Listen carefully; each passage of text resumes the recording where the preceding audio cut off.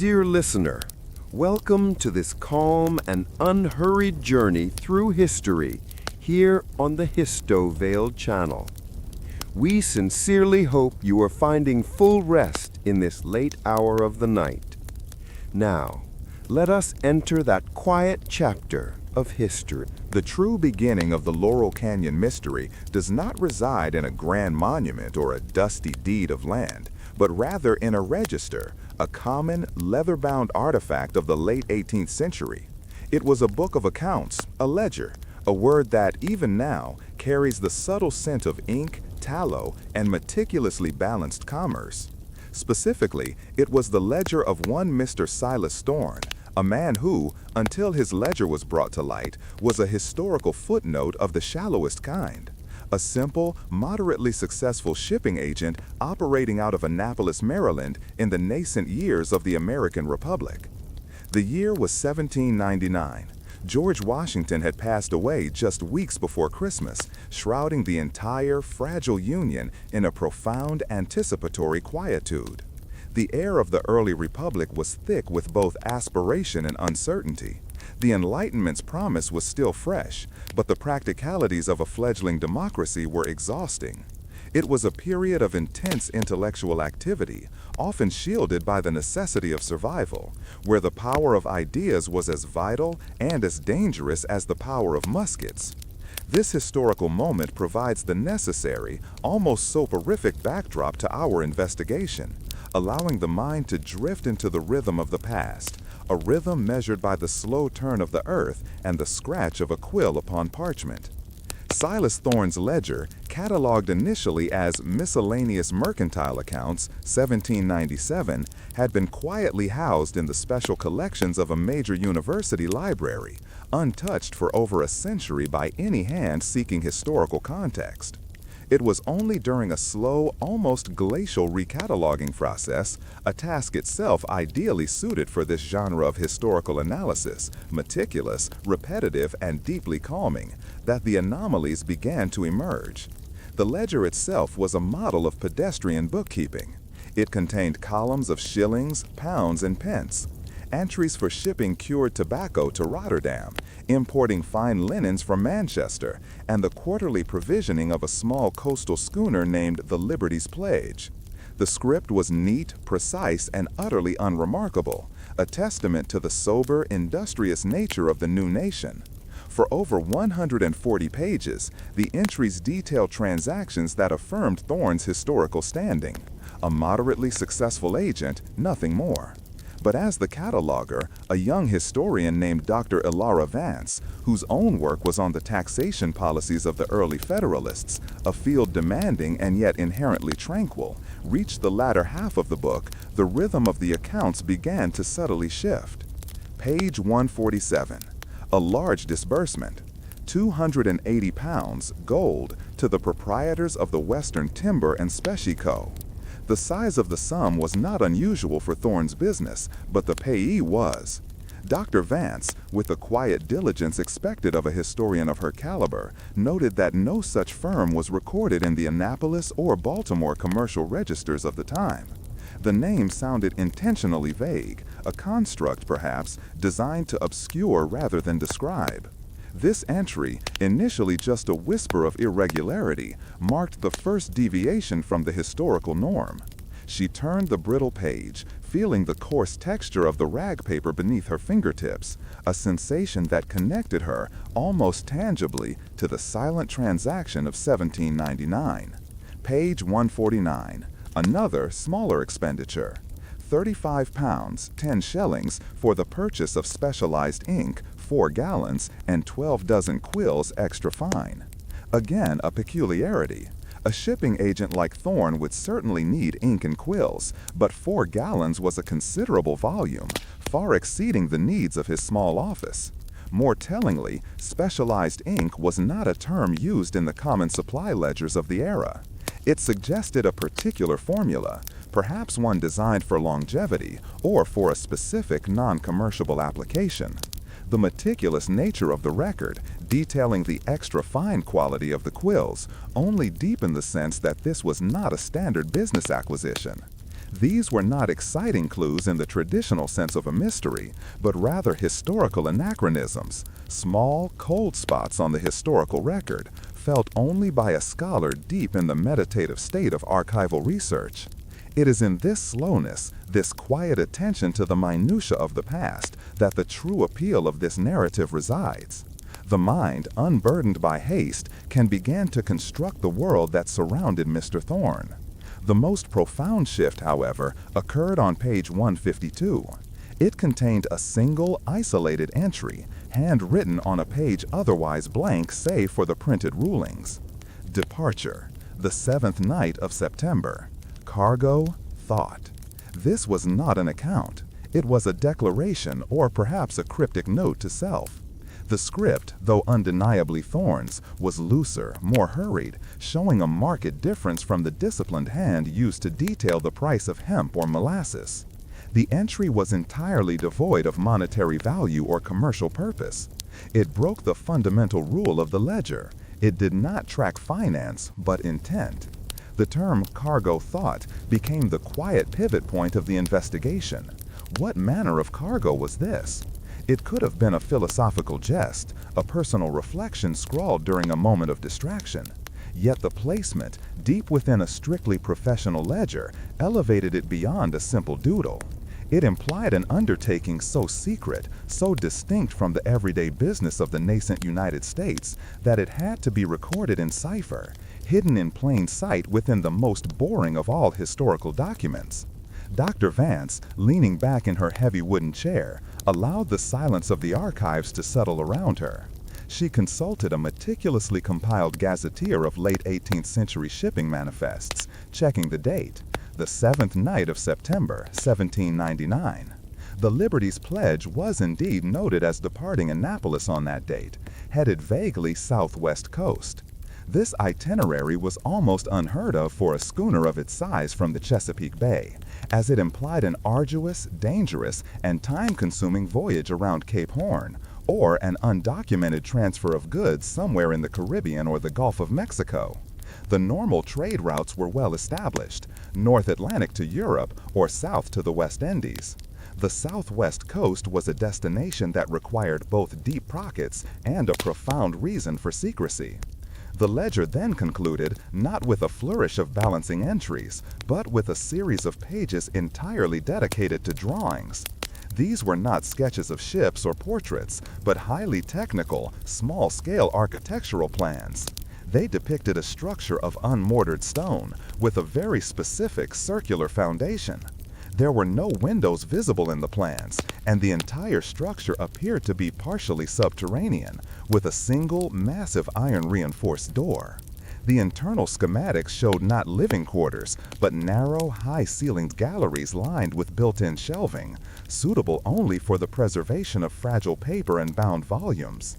It was a building explicitly designed to be a vault, for texts protected from the humidity of the eastern seaboard and the prying eyes of the new nation's bustling public sphere.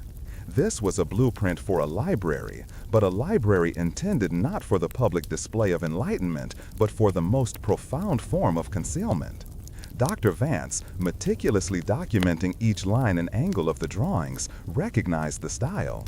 It was a mix of Palladian rigidity, favored by the heiress elite, combined with a stark, defensive minimalism that suggested a deeply secretive purpose. Crucially, on the margin of the final page, drawn in the same hasty hand as the cargo thought entry, was a very faint, almost abstract sketch of a specific tree, a western white pine, a species not native to the eastern United States, but abundant in the high-altitude regions of the Laurel Canyon area of what would one day become California. The connection was tenuous, yet undeniable. Silas Thorne, the ordinary shipping agent of Annapolis, had used his mundane ledger to record the precise details of a clandestine operation to fund, build, and provision a secret stone vault library on the far western edge of the continent, a journey undertaken months before the death of the Republic's greatest figurehead. The quiet arrival was not Thorne's literal journey, but the arrival of the idea, The decision by a handful of America's first thinkers to preserve a specific collection of thought outside the turbulent, political, and often contradictory debates shaping the fledgling nation. It was a quiet, desperate act of intellectual preservation, and the only evidence of its funding was tucked away in a ledger of tobacco sales and linen imports. The stillness of the archive now felt charged, not with energy, but with the immense silent weight of unwritten history. The search for the meaning of cargo thought had only just begun.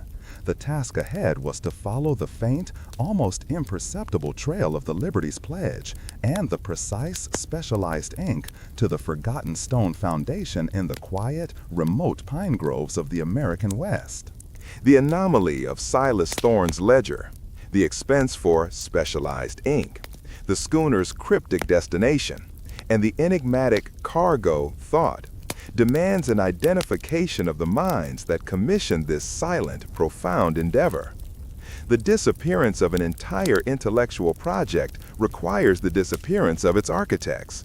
We must look, therefore, not at the celebrated luminaries of the early republic, whose biographies are as bright and loud as any historical beacon, but at the thinkers who walked in their shadows, whose influence was more tangential, less concerned with the messy, immediate business of governance, and more with the philosophical long game. The search for the proprietors of the Western Timber and Specie Co. led Dr. Elara Vance not to commercial records, but to the correspondence files of a well-known yet deliberately obscure academic circle in Philadelphia. This group, colloquially known as the Provisional Society, operated in the 1790s, a period when philosophical discourse was often a dangerous proxy for political factionalism. Unlike the famous American Philosophical Society, the Provisional Society did not publish its findings. It left behind no minutes, no formal membership lists, and only the most carefully coded letters. They were, in essence, the intellectual counter-movement to the high-volume rhetoric of the founding era. The Society's philosophy, gleaned through the oblique references in their private letters, centered on a pessimistic realism regarding the stability of the new American venture. They were skeptics of pure democratic fervor, not out of monarchist leanings, but out of a deep-seated fear that the nation's foundational ideas were too contradictory, too volatile, and too susceptible to the immediate passions of the populace. Their core belief was simple and profound, that the purest, most essential elements of Enlightenment thought, those ideas pertaining to liberty, natural law, and equitable governance, had to be preserved in isolation, outside the political furnace, lest they be corrupted or burned away entirely. Among the shadows of this society, 3 names emerged as the likely architects of the Vanishing Library, 3 individuals who possessed the necessary intellectual rigor, financial means, and, most importantly, the profound motivation for such an extreme act of preservation: the surveyor, the classicist, and the quiet wealth. 1. Dr. Elias Finch, the surveyor, a renowned though reclusive cartographer and geologist who had briefly served with the Continental Army. Finch was obsessed with the geography of the American interior. His surviving papers show an intense preoccupation with seclusion, the calculation of places that would remain untouched by the wave of American expansion for at least a century. He possessed the specialized knowledge necessary to locate and quietly acquire the land described by the coordinates of the Western Timber and Specie Co. His maps, often beautiful and hauntingly empty, showed the Laurel Canyon area not as a future settlement, but as an ecological anomaly, a microclimate of quiet springs and towering western white pine, perfectly suited for a hidden stone structure. He was the logistical mind, grounding the philosophical project in the cold, unyielding reality of stone and soil. 2. Professor Amalia Kent, the classicist, the intellectual heart of the endeavor. Kent was a brilliant, self-educated scholar of Roman and Greek political philosophy. Crucially, she was a fervent critic of the selective way the Founding Fathers, even Jefferson, whom she admired, cherry-picked ancient texts to justify their immediate political ends. She believed that the full spectrum of classical thought, particularly those uncomfortable texts advocating for radical social equity and controlled communalism, was being willfully ignored. Her contribution was the curation of the thought, the selection of the books and manuscripts that comprised the schooner's cargo. These were not obscure volumes, but often familiar texts annotated with her own radical corrective commentary, destined for a future generation that might be capable of a more honest reading. 3. Mr. Philemon Hale, The Quiet Wealth. The financier. Unlike Thorne, the agent who executed the transaction, Hale was the originator of the gold payment. He was an inherited private wealth, entirely disconnected from the visible Atlantic trade. Hale saw the Constitution not as an endpoint, but as a temporary truce, fragile and temporary. His motivation was purely fiduciary pessimism.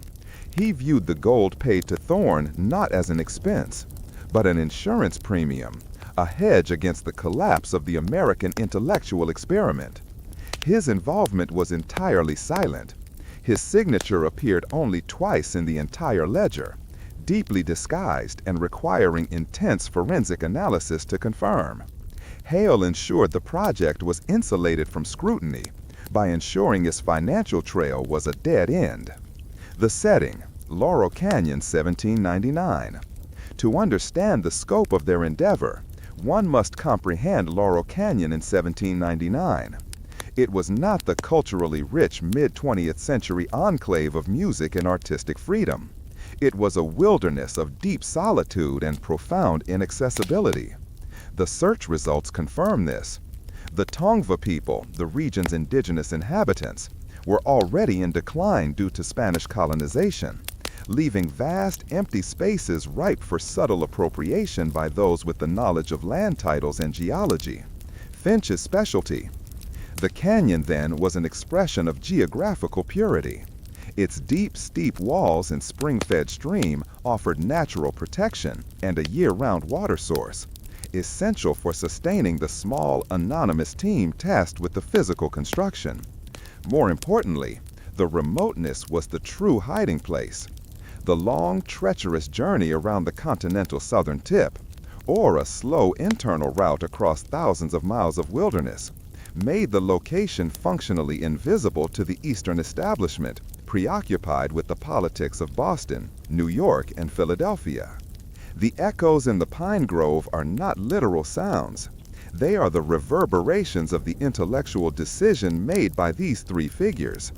They chose a physical silence, the rustle of the western white pine, the ceaseless murmur of the hidden stream, as the necessary condition for intellectual survival.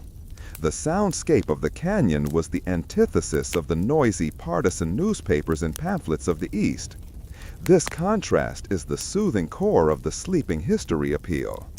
The construction, a slow, silent process.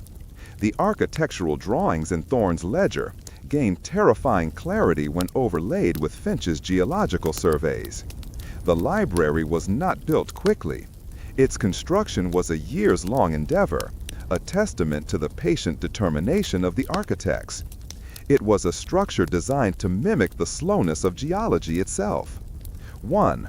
The stone, unmortared, cut from the canyon walls themselves, allowing the building to settle into the landscape, appearing from a distance as a natural outcrop, a silent interruption of the terrain. The goal was impermanence in memory, permanence in fact. 2.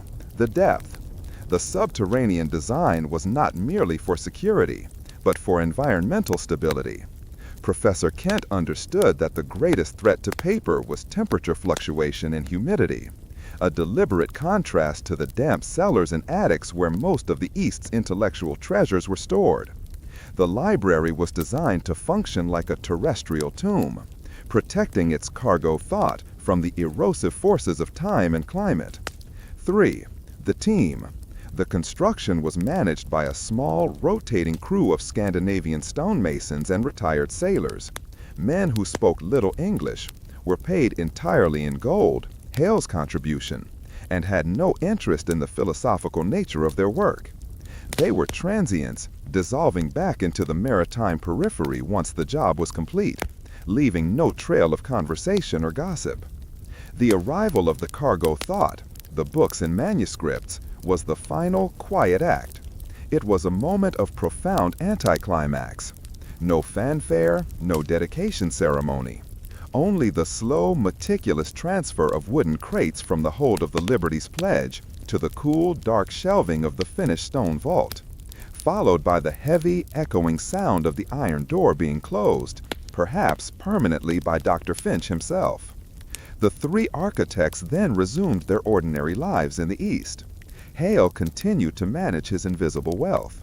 Kent taught classics with her usual quiet severity.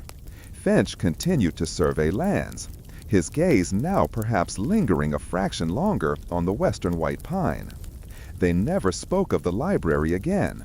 They became, once more, merely the quiet shadows of famous men.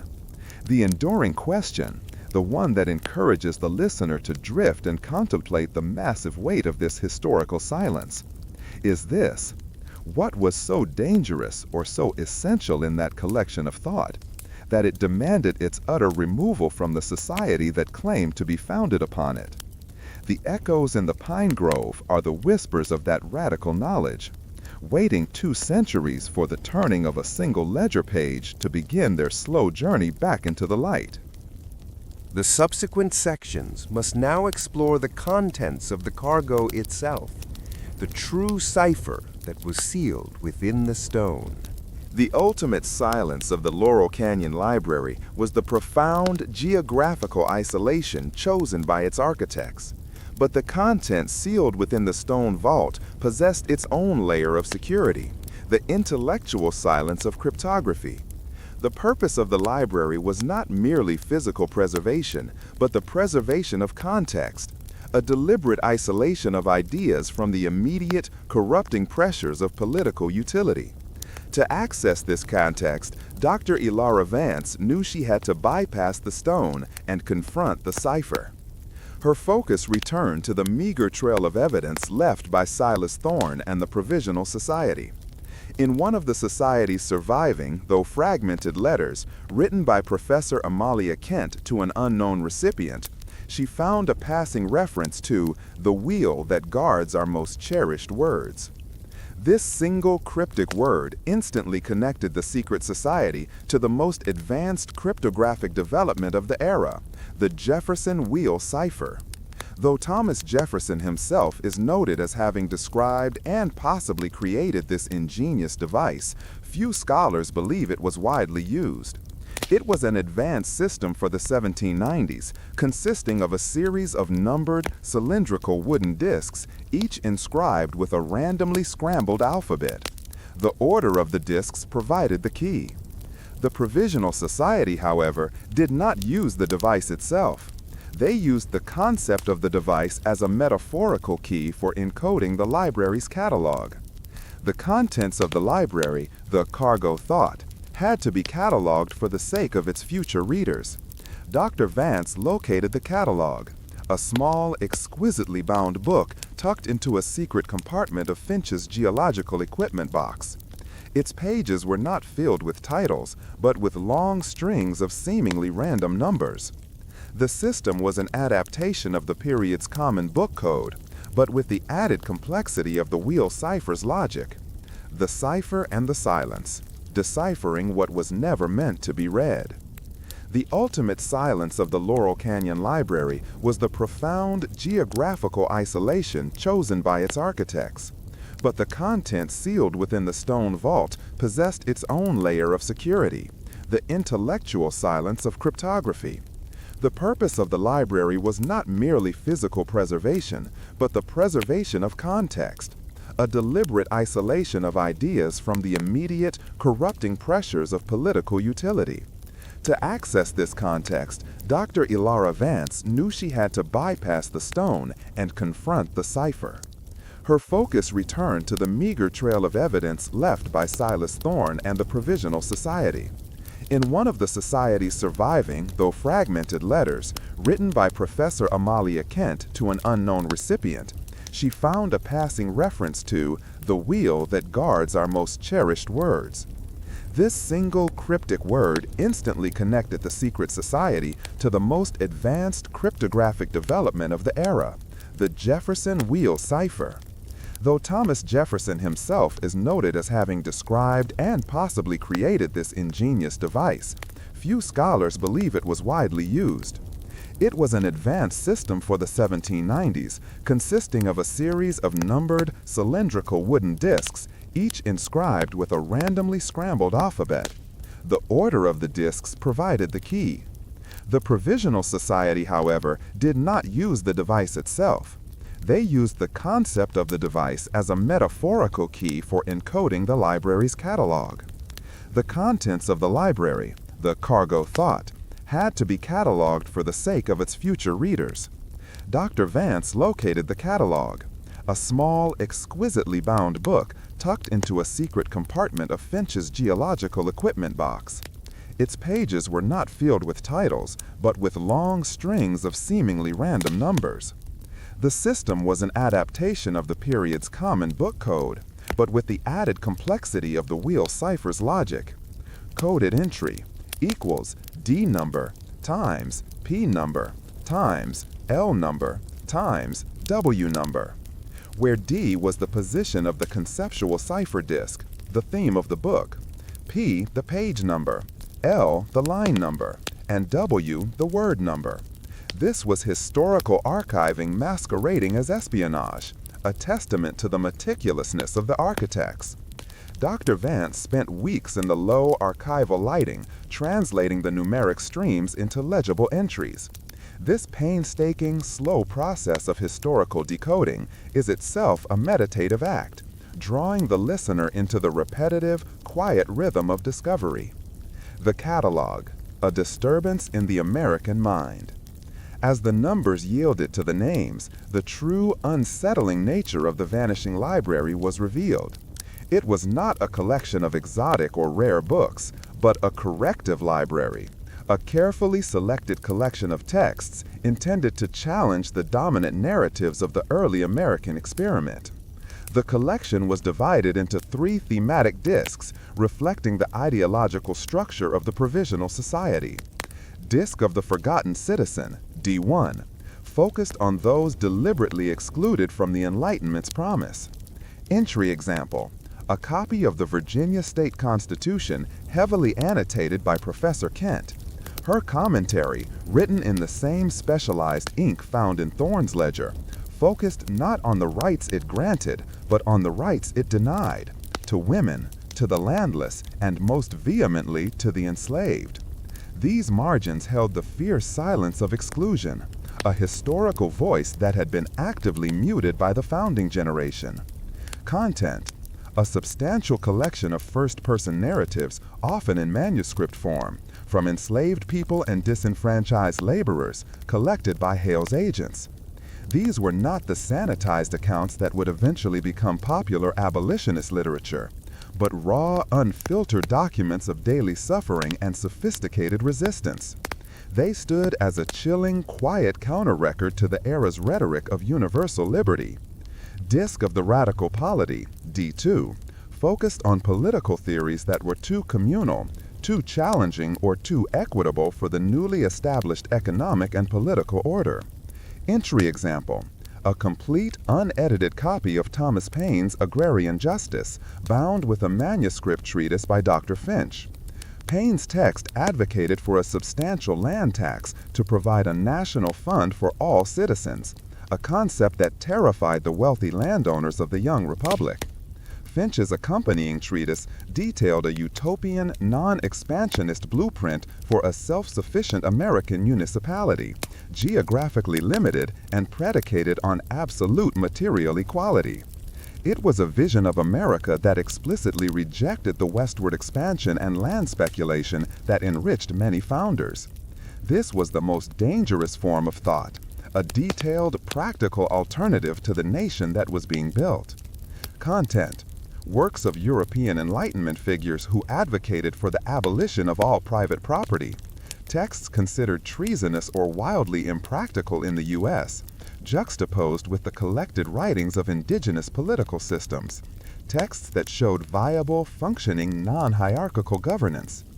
Disc of the Final Authority, D3, focused on science and philosophy placed above political or religious decree. Entry example, a volume of astronomical observations by an early American woman scientist whose work demonstrated inconsistencies in the era's accepted theological scientific models.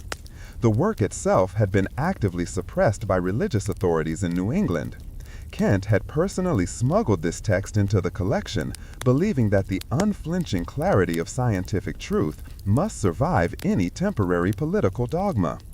Content: early geological surveys that contradicted biblical timescales, and philosophical arguments for radical skepticism written in the manner of Hume or Locke, but applied with chilling precision to the sanctity of the American experiment itself. The silence of this section is the silence of fear, the fear of the Provisional Society that their ideas would be destroyed by the very political system that claimed to embrace the Enlightenment. By sealing these texts in the cool, dark vault of Laurel Canyon, they were performing an act of intellectual triage, saving the purest, most dangerous thought for a future America they hoped would be mature enough to receive it. The decoding revealed that the library was not meant to be a forgotten tomb, but a time capsule. The final encrypted entry in the catalog was not a book, but an instruction.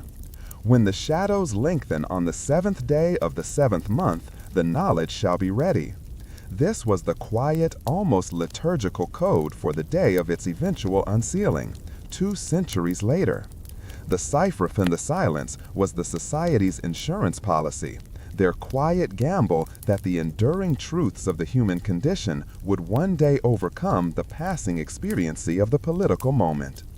The true significance of the Laurel Canyon Library is not the stone structure or the journey of the Liberty's Pledge, but the chilling realization that, in the 1790s, some of America's smartest thinkers felt compelled to hide the essence of the Enlightenment from the founders themselves. The stage is now set for the final, quiet confrontation between this forgotten past and the modern world. The painstaking decryption of the catalog by Dr. Elias Finch bridged 2 centuries of silence, connecting the meticulous anxieties of the Provisional Society in 1799 with the present day. Having mapped the intellectual cargo and deciphered the chronological key, the quiet instruction to seek the knowledge on the 7th day of the 7th month, the investigation shifted from the dusty archives of the East to the silent physical reality of the West. The coordinates derived from Dr. Elias Finch's hand-drawn survey maps found hidden within the ledger led to a specific, secluded parcel of land in the Santa Monica Mountains, the deep folds of what is now known as Laurel Canyon. This was not the popularized mid-century haven of Bohemians, but a rarely accessed higher elevation grove of western white pine, a microclimate remarkably preserved due to its geographical isolation and the complexity of its deed history, skillfully obscured by Mr. Philemon Hale 2 centuries prior. The return to the silence. The actual discovery of the library was, fittingly, an anticlimax. There was no crumbling facade, no dramatic reveal. Following Finch's geological notes, the entrance was found beneath a dense, undisturbed thicket of manzanita bushes. It was a single, massive slab of native stone, cut precisely to blend with the natural rock face. The iron-reinforced door mentioned in Thorne's ledger drawings was perfectly concealed, sealed not by a modern lock, but by a heavy, almost immovable stone pivot mechanism designed to resist centuries of erosion. The structure was the physical manifestation of the architect's patience. Unmortared, subterranean, and built to withstand both time and scrutiny, the library was a testament to the belief that the ideas within were worth more than any temporary fortune. Dr. Vance and a small, conservation-focused team entered the vault. The air within was cool, dry, and entirely still. The silence here was absolute, the kind of silence that absorbs sound and carries the weight of 200 years of unread thought. The scent was clean, a mix of dry paper and cold stone, not the musty decay of a common archive, but the sharp mineral scent of preservation. The walls were lined with the built-in shelving described in Thorne's Drans. Upon these shelves sat the cargo thought, hundreds of volumes bound in plain, sturdy leather, perfectly preserved, their titles now finally revealed and arranged according to Professor Kent's conceptual discs. The unsealing, the burden of unread history. The true revelation was not the existence of the library, but the nature of its contents.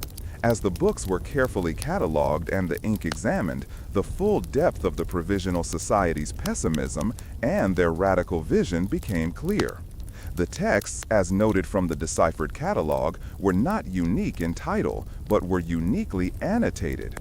Every significant political or philosophical work in the collection, from Locke's treatises on property to the foundational essays of the early Federalist and Anti-Federalist debates, was filled with Professor Kent's marginalia. These were not mere comments, they were systematic counter-arguments. Example, from a Locke volume. Against the famous assertion that man has a right to property, Kent wrote in her fine, precise hand, "The labor of the slave sweetens the bread of the free man. Therefore, all property derived from this republic's initial sin is corrupted from its root. The true right is not to own land, but to stand upon it unburdened." The effect was profoundly unsettling. The Laurel Canyon Library was not a repository of lost texts. It was a critical lens focused on the foundational documents of the United States. It suggested that the most eloquent political voices of the time were aware of the moral compromises required to form the Republic, and that the Provisional Society had chosen to save the uncompromised argument for a time when the nation might be mature enough to hear it. Laurel Canyon and the fabric of the early Republic. The sheer volume and cohesion of the critiques sealed in the vault forces a crucial revision of the narrative we tell about the early Republic. It suggests that the philosophical schism within America's first intellectual class was far deeper and more systematic than previously understood. The final turning of the page is the act of opening one of these annotated volumes in the present day. What we read is not the history we know, but the history that was deliberately suppressed, the road not taken. 1. Challenging the myth of unity. The library proves that a significant, sophisticated body of American thinkers believed the foundational compromise on slavery and land ownership was a fatal flaw, not a necessary evil. Their work argues that the pursuit of unity in 1787 came at the expense of fundamental, immutable justice. 2. The true definition of wealth. The contents confirm that the funding mechanism, Hale's quiet wealth, was deployed to safeguard concepts that directly undermined the new nation's economic structure. The cargo thought defined wealth not in terms of capital accumulation, but in intellectual preservation and social equity, a stark contrast to the emerging commercial ethos of the Federalist era. 3. The architect's legacy. The library forces us to view Thorne, Finch, Kent, and Hale not as minor figures but radical dissenters who executed the most patient and ambitious form of intellectual resistance in American history. They sacrificed their immediate influence to ensure their critical perspective survived. Their genius lay in creating an institution that would remain invisible for 2 centuries, waiting for a historical moment to act as a moral corrective. The closure of this narrative is found in the ultimate fate of the library's contents. They were not to be locked away again, but carefully digitized and released into the modern public sphere, fulfilling the architect's cryptic instruction to unseal the knowledge when the shadows lengthen. The enduring quietude of the Laurel Canyon Vault, now empty of its physical contents, leaves a profound impression. It is the perfect silent symbol of the unspoken truths that underpin all historical narratives. The fabric of the early republic, previously seen as a tapestry of bold, unified vision, is revealed by the contents of the Vanishing library to be woven with threads of deep, quiet dissent, a descent so critical that it had to be sealed in stone and preserved through the patience of 2 centuries.